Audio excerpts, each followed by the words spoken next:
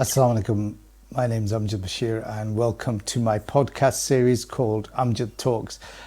In this podcast series, I'm going to be talking about issues affecting everyday people, whether they may be social issues, community issues, family related issues, religious issues, or even politics. And I'm broadcasting from Graphics Media. A big thank you to our sponsors, Graphics Media. And today we're going to be talking about the subject called the night of power, specifically. We've been told that there's a night within the month of Ramadan where the blessings are equivalent to 1,000 months. That's 83 years and 4 months. It's a blessed time, and I've got joining me my guest Shaykh Amin Buxton, who's an educator and a translator based in Edinburgh. He's embraced in Islam in 1999, and he's read Arabic across a number of universities, including the University of London. He studied Islamic sciences in a traditional setting in both Yemen and Syria, and mashallah is involved with a number of Islamic educational initiatives such as New to Islam and New Beginnings. He's also a prison imam and also a Muslim chaplain at the Edinburgh University, Edinburgh Napier University. Assalamu alaikum, Sheikh. Wa alaikum salam wa barakatuh, Amjid. Great to be here. Thank you for joining us. It's a pleasure. Sheikh, before we talk about the night, the special night of the night of power, laylatul qadr, I'm sort of interested in yourself. Mashallah, you reverted or embraced Islam in 1999. I'm curious about your journey. I mean, what took you to that, and then took you to the even more glorious path of becoming a scholar? It all started. Started with my parents. I have to give credit to my parents. They raised me with. I was raised as a Christian, but a lot of the value, I think the older I get, the more I appreciate the values that they instilled in me, and just things that they gave me. But as I said, I was raised as a Christian. I discovered my best friend at school when I was growing up was Muslim. That was the first, from the age of about 13.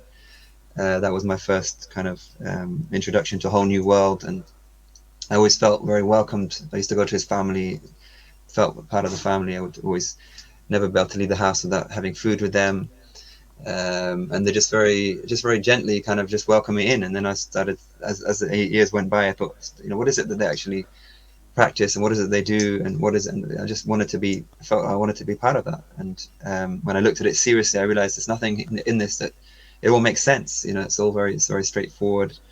The ties of community are very strong.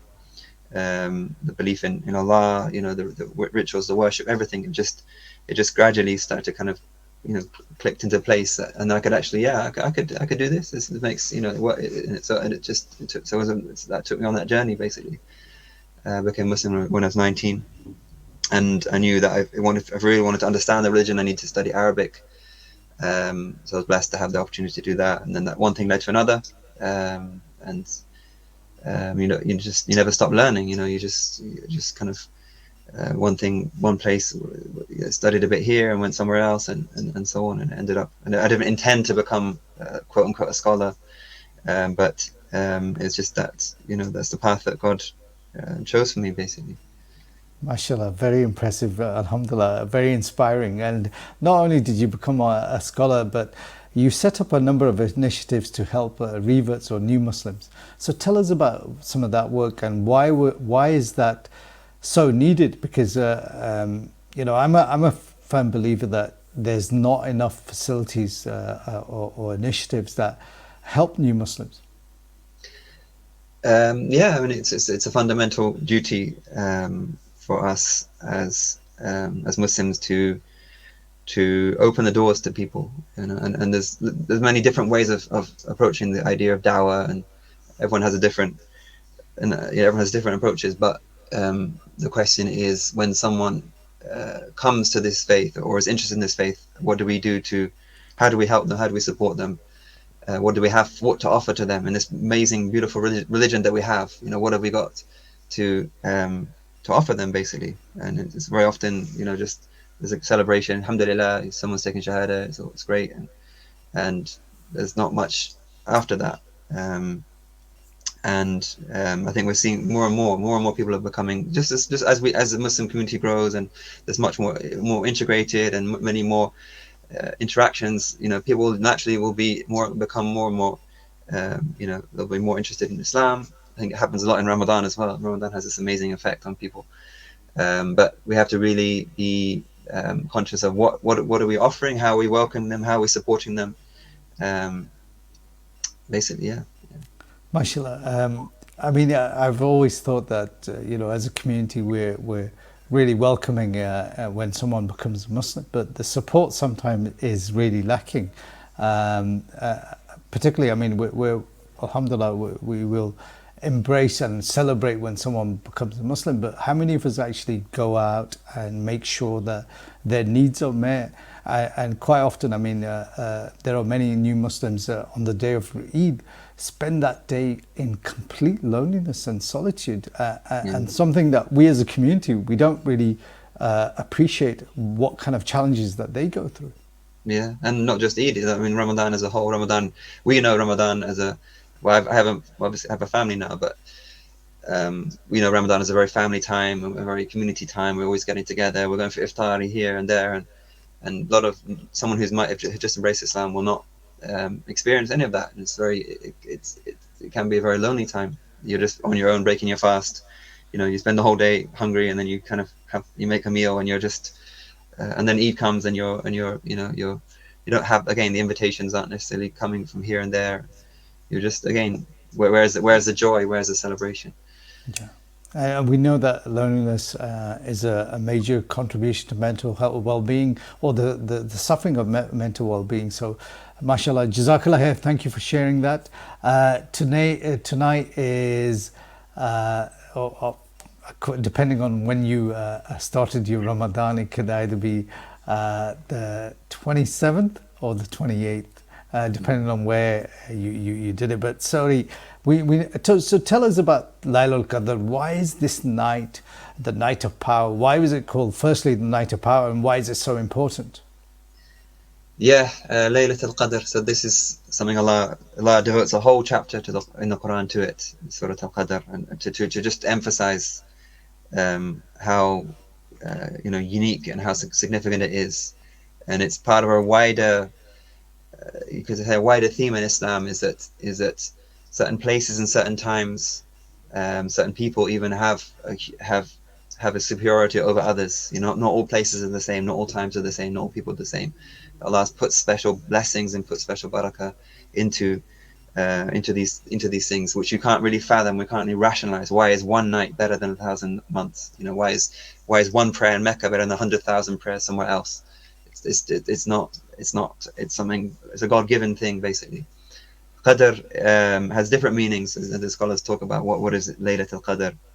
It's often translated as a night of power, which I don't know if that's really does it justice, but it's you could say the night of greatness. You could say also Qadr is associated with the decree. It's a night in which decrees are written. So but it's very mysterious. It's very yeah. So it's got various meanings: power, decree. Yeah.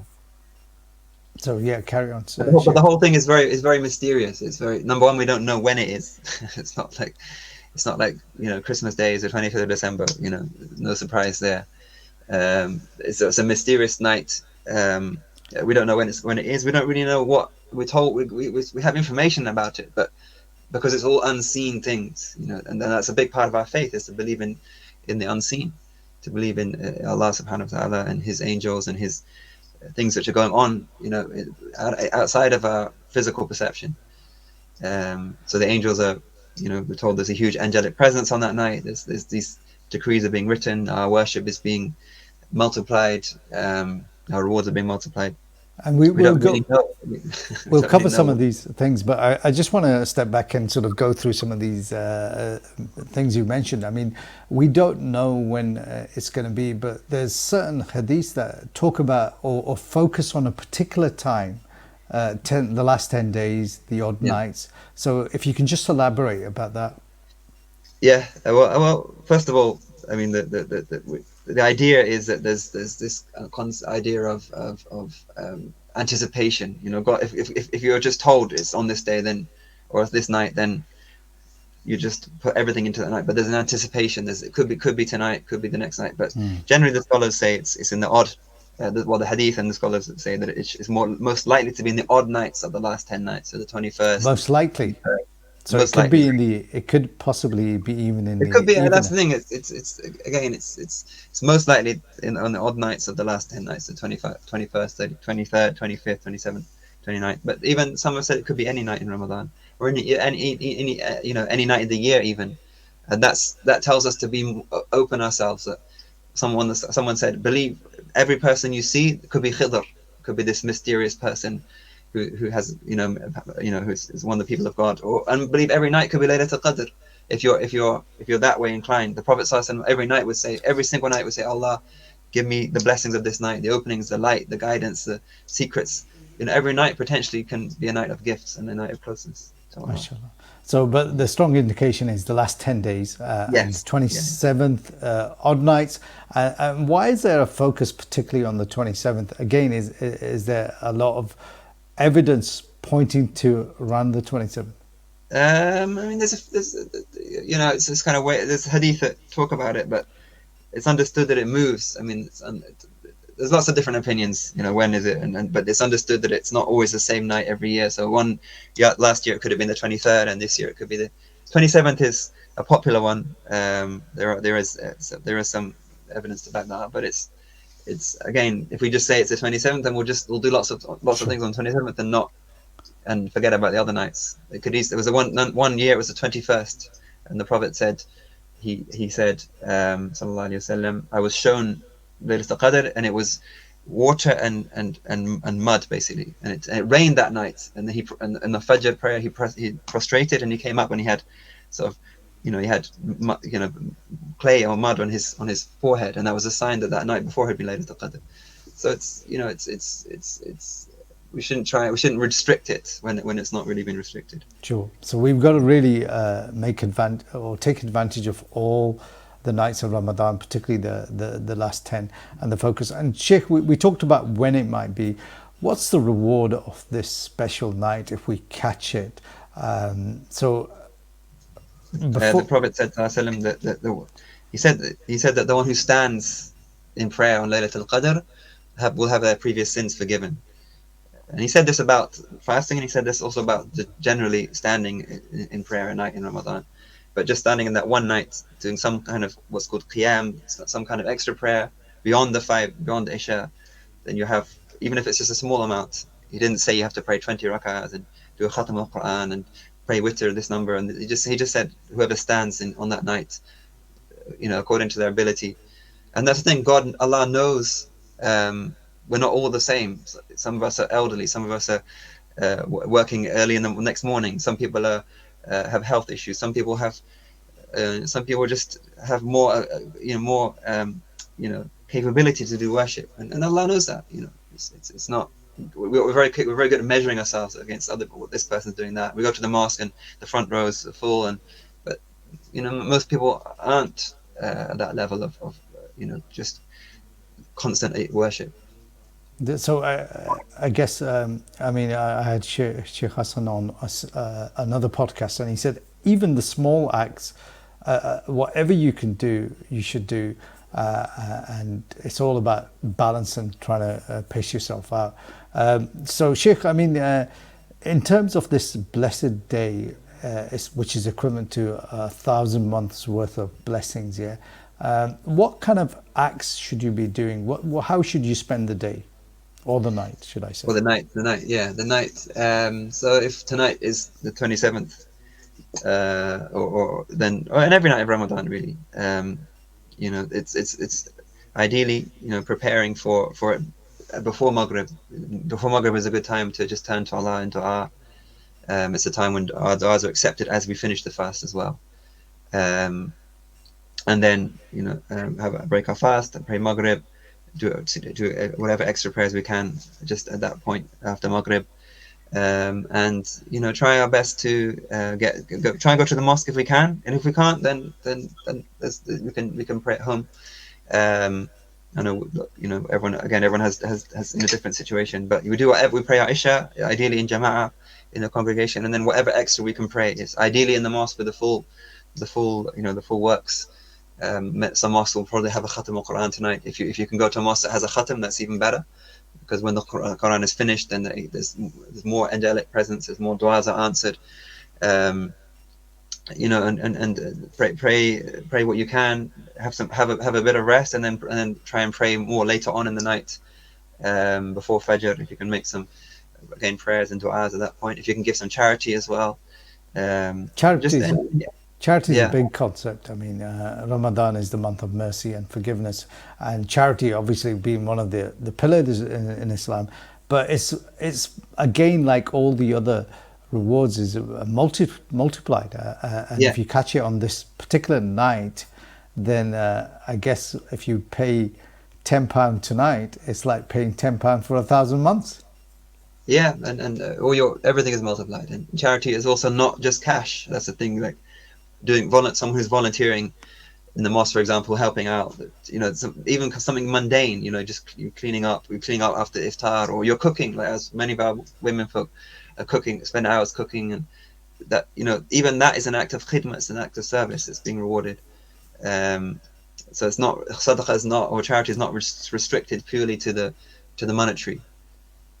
And that's the beauty of it, because not everyone can spend, not everyone has the means to spend, Sheikh, you talked about angelic presence.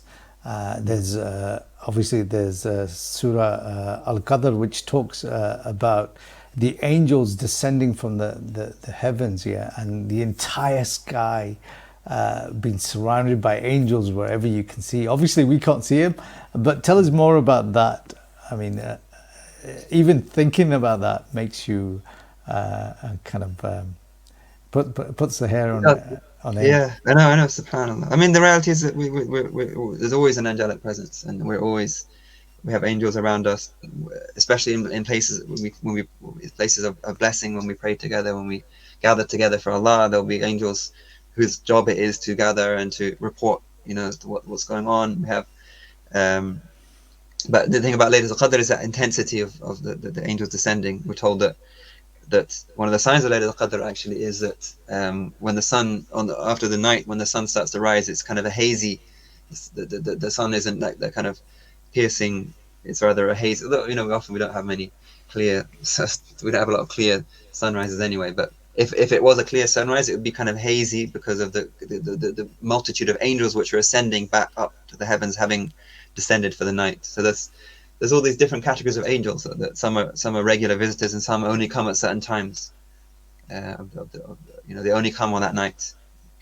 There's only angels that only came at the Battle of Badr, for example, when the Prophet ﷺ mentioned it. That was the only time they came down, and then they went back. So there's different types of angels. Okay, Sheikh, you talked about the night of decree. Tell us, what does that mean? I mean, is that basically our destiny or our fate over the next year that's written down? I mean, the whole question of predestination and decrees can be quite confusing, and but we're told that certain things are recorded on this night for the year to come. So the people that are going to die, the people that are going to certain things are going to happen, certain good and for bad, that they're recorded on this night. But that doesn't mean that in a sense it doesn't change. It doesn't change anything. It's just that concept of these things being recorded. But we hope that if we're in that state of worship and du'a, that that what's recorded is good for us. So Sheikh, yeah. So Sheikh, I mean, this idea of free will. I mean, if everything's decreed and already recorded, really, do we have any choice? I mean, am I gonna still do the act, whether it's good or bad? Do I have any freedom? Yeah, that's again, there's this kind of almost the paradox of are we or this discussion, are we complete? Do we have complete free will, or are we just everything decreed, and it's somewhere in the between? And that's Islam has that balance. We everything is decreed, but it doesn't affect. We don't have access to that knowledge. I can't open the scroll and see when I'm going to die and what's going to happen. So we can only act upon what we have, which is the hours in front of us today, the minute we're in. Yeah, and every day we wake up, and that's the opportunity we have, our trade, if you like, with Allah subhanahu wa ta'ala. What's the free to happen in the future, we don't know. And I think we're going to take into account on our choices that we make and the intentions that we make. Inshallah. And I think we also have to bear in mind that our logic is limited in terms of understanding. Allah subhanahu wa ta'ala's plans descend at any kind of understanding we could have. Time is linear for us, but for Allah subhanahu wa ta'ala it's not linear. So these are things that although the decree is written, we still do have that freedom of expression to decide what actions we do. We've just got to leave it, as the Shaykh said, we've got to leave it to Allah subhanahu wa ta'ala and do that. Shaykh, any other kind of signs that we should be looking out for? I think personally, it's not so much looking at, there's things like, apparently it's the temperature is supposed to be kind of moderate, and there's things that I mentioned, but none of that, that's not really the point. I think the point is that your state with Allah on that night. How did you feel? How were you in your worship with Allah? And quality, did you feel that presence? Did you feel that closeness? Did you taste the sweetness of speaking to Allah, of making dua? It's not even about the quantity. I'd rather pray a few rak'ahs, few units of prayer, and be present with that, and enjoy them and be present, and then do loads of stuff and be exhausted and not really be concentrating, be my mind somewhere else. It's where's your heart, basically? Where's your heart on that night? And if your heart's in a good place, you're in that state of presence with Allah, then that's a good sign. That's your laylatul qadr. Yeah, I guess, Shaykh, it's about connection, having that connection with Allah subhanahu wa ta'ala, with your heart, in your prayer, having that sort of sincerity in your prayer, knowing what you're praying. And this is the night of asking Allah subhanahu wa ta'ala, as the Shaykh said. So make immense dua, whatever you have, whatever desires you have, halal way, obviously, do then ask Allah subhanahu wa ta'ala for this. Shaykh, it's interesting though, just one more point on the point of dua, that when Sayyidah Aisha radiallahu anha, please with her, when she asked the Prophet, if I see Laylatul Qadr, if I know it's Laylatul Qadr, what should I ask for? What did the Prophet tell her, sallallahu alayhi wa sallam? And many of us know the hadith. He could have said, he could have asked all the things you could have mentioned, ask for this, ask for that, but he said, say, Allah, you're the all pardoning. Innaka afuwan tuhibbul afu. You love to pardon, so pardon me. Which you might think, well, why, of all the things you could ask for, you're asking to be pardoned. Why didn't you ask for like high ranks of this and gifts, and you're asking for it to be pardoned? But that's a lesson in and of itself, is that whatever we do, however much worship we do, however much it's never fitting. It's never befitting of Allah's greatness and His majesty. So we do what we can, and then we ask Allah to overlook us. If Allah was to take us to account, if Allah was to put our worship under the microscope and say, how good would it look? But we just do what we can, and then we ask Allah for afu. We ask Allah for pardon. And on that note, we know that us entering, if we're blessed to enter into Jannat al-Firdaus, it won't be due to our actions, but due to the mercy of Allah subhanahu wa ta'ala. Because whatever we do in the world will never even equate to a fraction of His mercy, and that's what will get us in. But we still have to do our bit. Absolutely. We still have to try. Exactly, it's that balance of doing what we need to do in the best of ways, but not relying upon that, and not thinking that is your means or your ticket to paradise. It's being a servant. That's what the servant does. The servant serves and carries on, but his hope is in the mercy and the gifts of the Lord. And Shaykh, one of the things that I often reflect on is the fact that 30 days of fasting, it can take its toll on people. People get very tired. When you get to my age, it's even more difficult.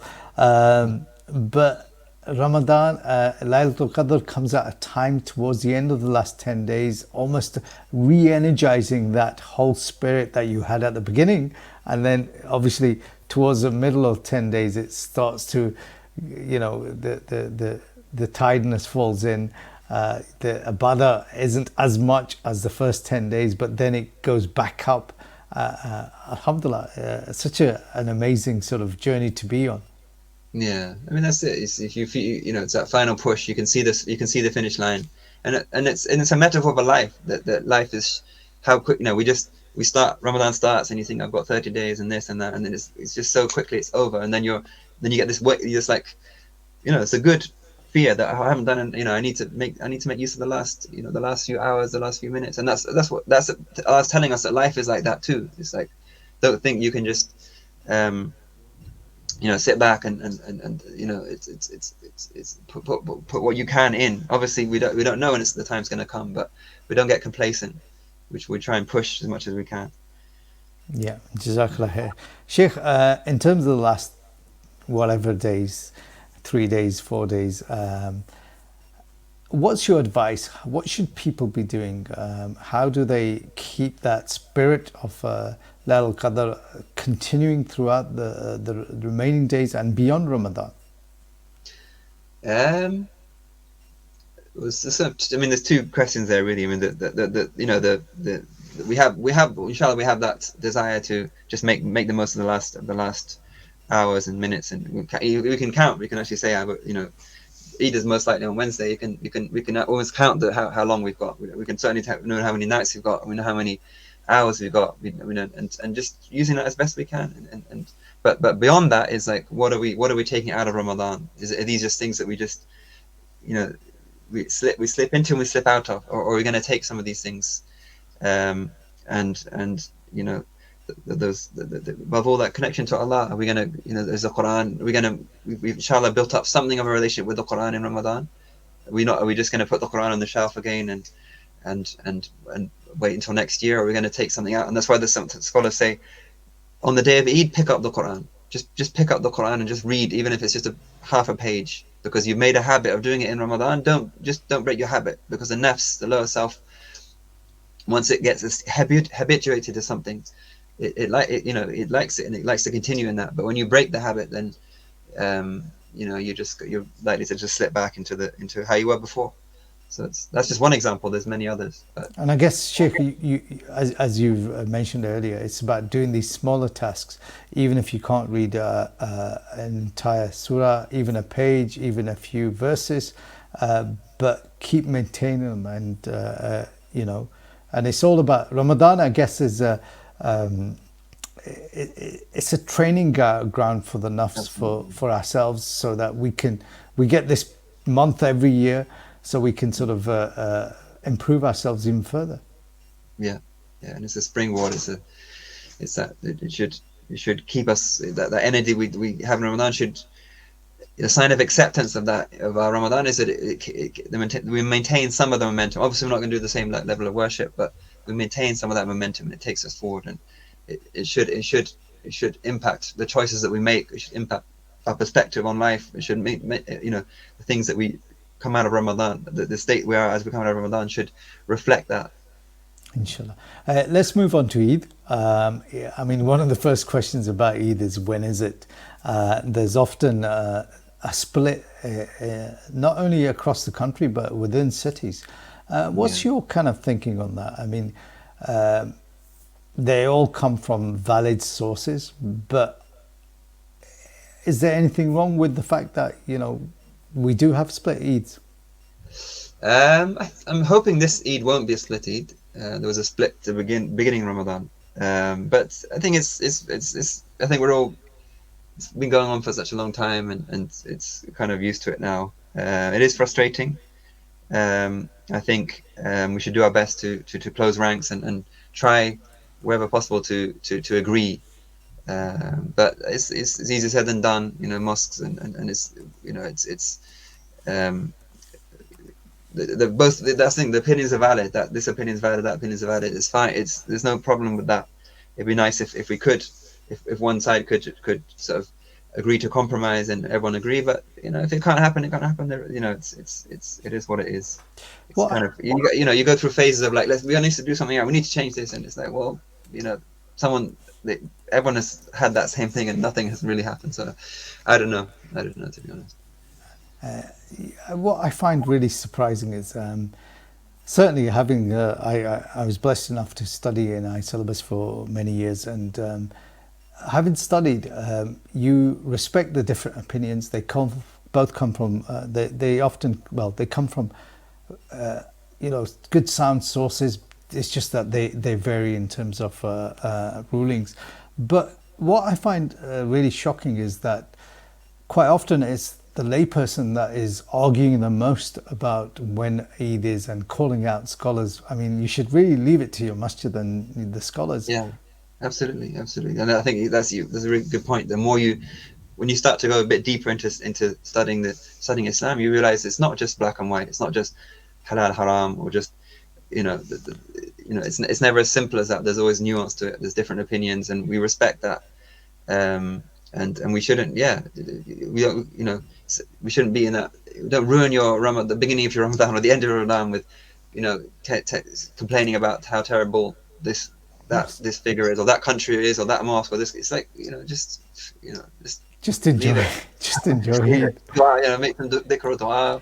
It's have Eid on both days. If you split, have an Eid, have 2 Eids. Because it kind of honestly, it does astound me, because if you go for medical advice, you're not going to challenge the doctor, and the layperson is not going to challenge the doctor in terms of the advice they're given, even though a second doctor may have a difference of opinion. You respect that. And likewise with scholars and imams, we have to just respect their differences and just follow. I guess the advice is to follow your local mosque.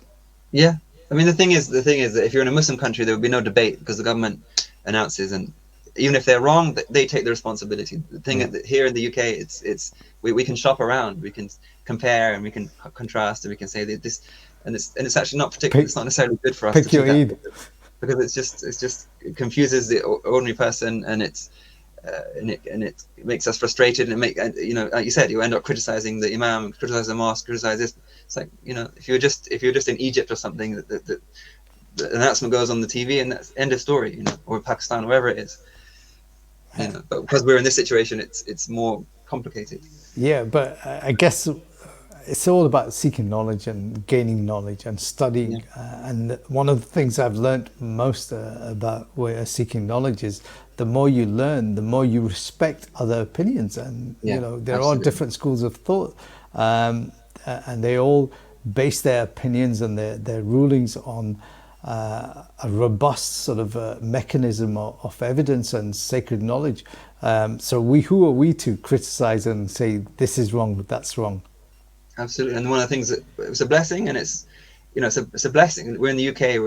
We have very diverse communities. So in one mosque, you'll have people following different schools, following different scholars, and that's, we should embrace that. It's all within Sunni Islam. Sunni Islam is a vast, it's a broad spread. But if you've grown up in a village and and you've never only seen things done a certain way, you'll naturally be unsettled when you see someone doing something else. But the beauty of our spaces, our mosques and our communities, is that it is very diverse, and we have lots of different opinions, and we should embrace that, and not feel threatened by that. We just be like, respect, he does it like this and she does it like that. As long as it's all within those boundaries, it's all good. And we know even at the time of the Prophet Muhammad sallallahu alaihi wasallam, even about travelers' prayer, when some of the Sahabis went, one group decided to shorten their prayers, and one decided to wait till the time. But when it was presented to the Prophet Muhammad sallallahu alaihi wasallam, he said both were right. So there is that room for difference of opinion, and certainly, Eid wars are the last things we should be focusing on. Let's talk about Eid itself. I mean, this Eid al-Fitr. What should be the process when you get up in the morning?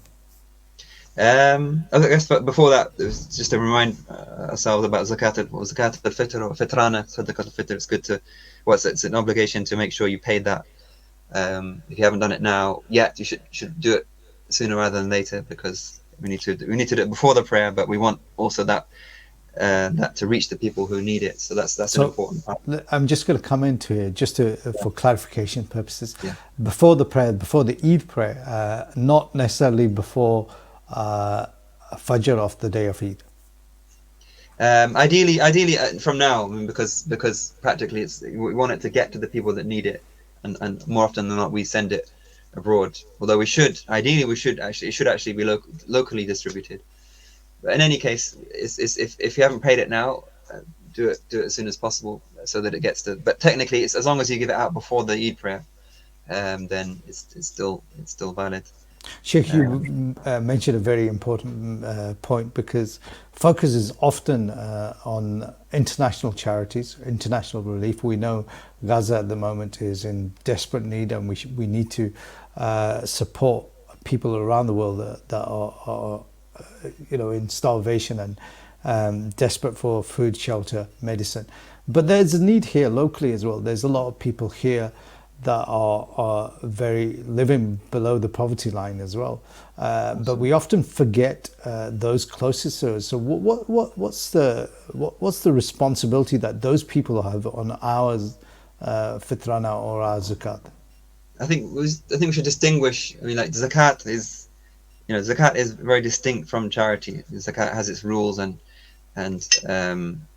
we should ideally, we should try and distribute it locally. Like zakat al-fitr, fitrana also, that may be slightly more difficult, but certainly as zakat, there's organizations such as National Zakat Foundation, which are working very hard to make sure that zakat goes to people in need, and obviously we look abroad and we see terrible things, and we see people in absolute dire need, and literally starvation, which is unbelievable in this day and age. But at the same time, we have the people who are in our own communities who are eligible and should be helped, and should be raised out of that poverty, and we have a responsibility to them before we send our money abroad. So I would make a distinction between the zakah and the sadaqah. Pay your zakah locally, and send sadaqah. Do lots of sadaqah, especially in Ramadan. Send it abroad, send it to the places. But we should be when we've kind of covered all the needs of people locally, then so we will fulfill that. They have a greater right on it. Yeah. Quite simply. So Sheikh, obviously the fitrana has to be given in advance so it can reach the people that need it before the day of Eid. So once you've given that, you wake up in the morning, what should you be doing? So you obviously pray your Fajr, and depending on what time you're going to go back to the mosque, but have a ghusl, you have a bath, have a shower, put on your best clothes, try and get to the mosque early. We have also the takbir. So the takbir is... Sheikh, just before we talk about that, one of the recommendations is to have something to eat before you leave. And why is that so crucial? Why is that so emphasized? It's a sunnah to in a sense break your fast, because today is the day of Fitr, the day of breaking the fast. So you go to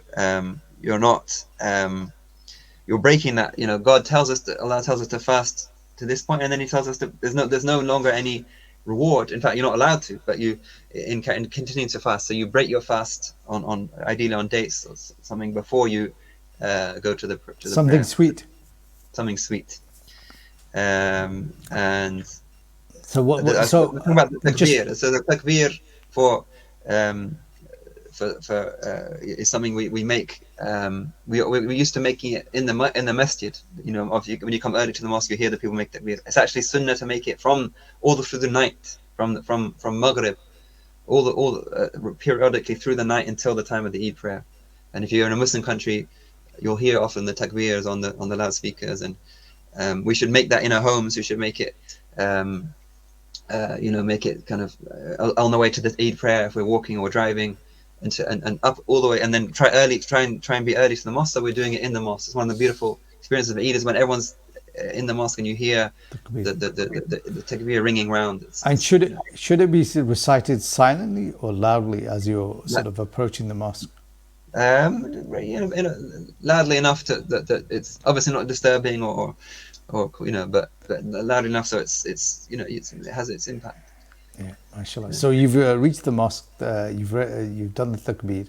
Yeah. So talk us through the Eid prayers and what's normally done. What's distinct between the Eid prayers as opposed to the Jummah prayers?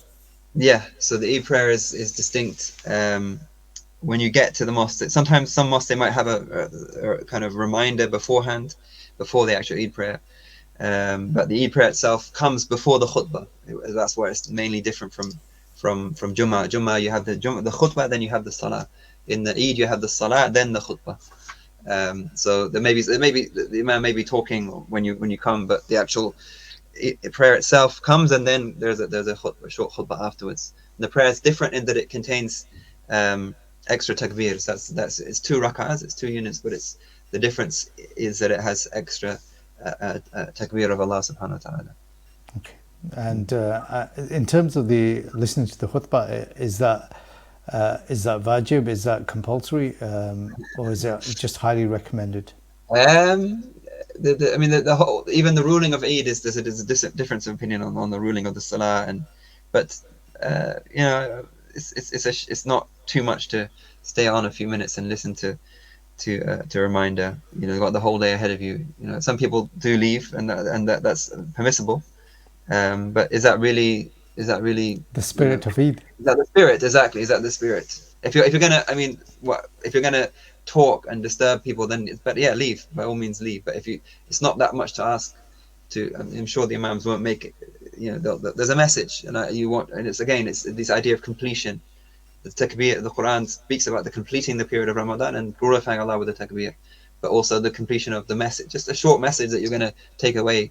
You're going to have the rest of the day to enjoy yourself. Don't worry, there's plenty of time to have your food and have your things, but it's not too much to. And then there's a blessing in that.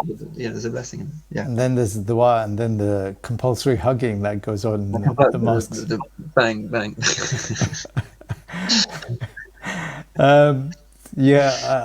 I'll be honest, Sheikh, that's one of my highlights, the hugs. Hugs, exactly. You have to have your hugs every year. Yeah, you have to, but unfortunately my sons run away from me whenever I try and hug them. It's just not cool enough for Dad to do that. You can do it. Catch them before them or after. Yeah, but one of the other things, we talked about it early on. We talked about, obviously, new Muslims or people that have just embraced Islam or reverts. Sheikh, what is the correct terminology? Because there's always a bit of a debate. What should you call someone who's become a new Muslim? Is there one? I don't like the term revert. I'm quite. It's a strange one that's somehow come into kind of public, as if it's the correct thing. I totally disagree on that. But I don't want to split hairs, and it's like, if you call them what you want. But technically speaking, a revert is someone who's coming back to something. But isn't there the natural fitrah? That's true. But that's again a misunderstanding. Every child is born on the fitrah. Yeah. Yes, in a sense we're coming back to the fitrah, but we're not. But we're becoming Muslim is an active choice. Aslama is an active submission. So you're converting, you're coming into something. Revert it implies, you're not really coming back. You are, in a sense, you're coming back to your fitrah, but you weren't born Muslim. That's the kind of misunderstanding. We weren't born Muslim. We're born with a fitrah. Every child is born on a fitrah, and that fitrah stays with us. The nurturing and what happens later will decide whether we are on Islam or not. So I don't like the term revert, and it's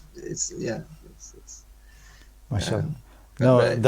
But I guess one of the reasons why I've raised that is quite often I was doing radio shows before I started the podcast. I was hosting radio shows for Radio Ramadan and Amjid FM in Glasgow.